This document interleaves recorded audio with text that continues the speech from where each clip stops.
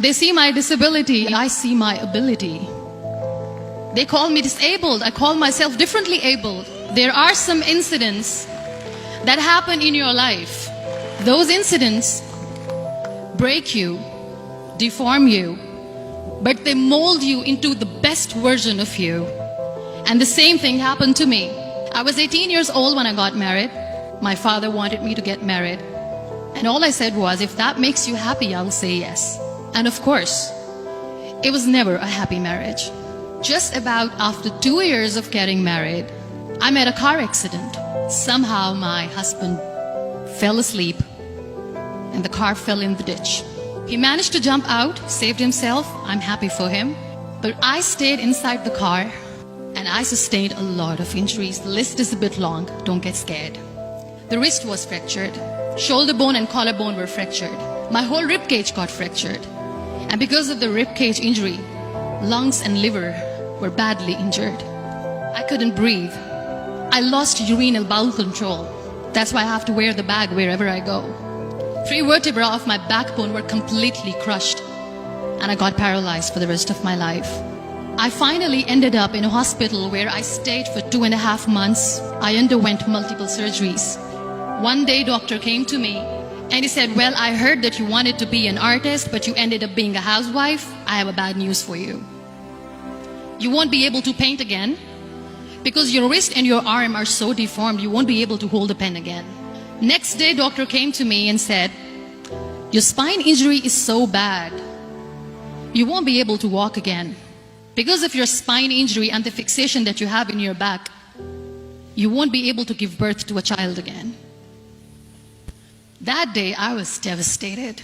I asked my mother, why me? And that is where I started to question my existence. Why am I even alive? And that is where I realized that the words have the power to heal the soul.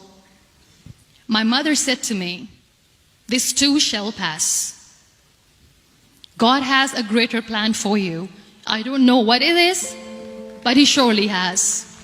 And in all that distress and grief, somehow or the other, those words were so magical that they kept me going. One day I asked my brothers, I know I have a deformed hand, but I'm tired of looking at these white walls in the hospital and wearing these white scrubs. I'm getting tired of this. I want to add more colors to my life. I want to do something. Bring me some colors, bring me some small canvas. I want to paint.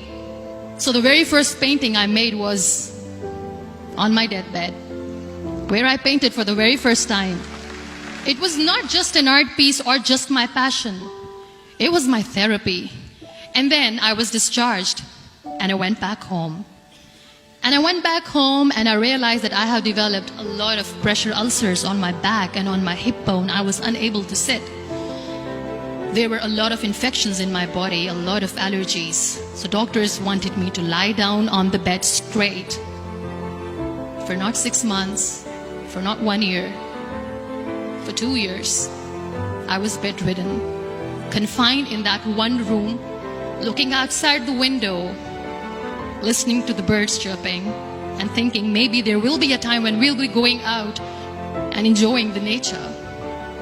That was the time where I realized how lucky people are. That is the time where I realized that the day I'm going to sit, I'm going to share this pain with everyone to make them realize how blessed they are, and they don't even consider them lucky. That day I decided that I'm going to fight my fears. We all have fears. Fear of unknown, fear of losing people, fear of losing health, money. We want to excel in career, we want to become famous, we want to get money. We are scared all the time.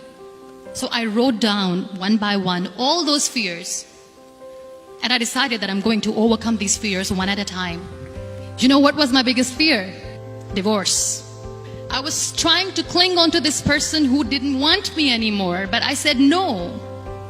I have to make it work. But the day I decided that this is nothing but my fear, I liberated myself by setting him free. And I made myself emotionally so strong that the day I got the news that he's getting married, I sent him a text that I'm so happy for you and I wish you all the best. And he knows that I pray for him today. Number 2, was, I won't be able to be a mother again. And that was quite devastating for me. But then I realized there are so many children in the world, all they want is acceptance. So there is no point of crying, just go and adopt one. And that's what I did.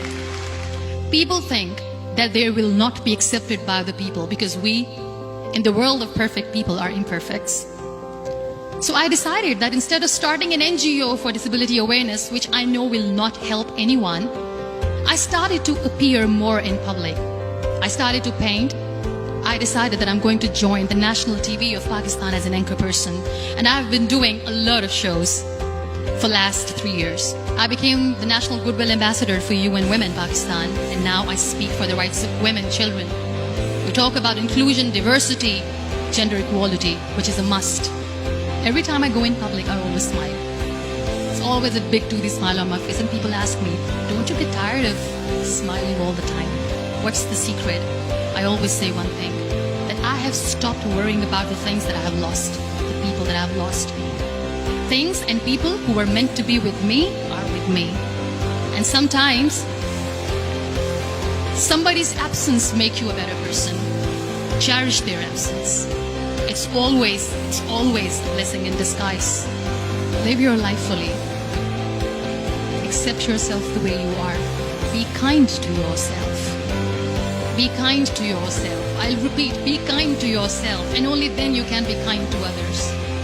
Love yourself and spread that love. Life will be hard. There will be turmoil. There will be trials, but that will only make you stronger.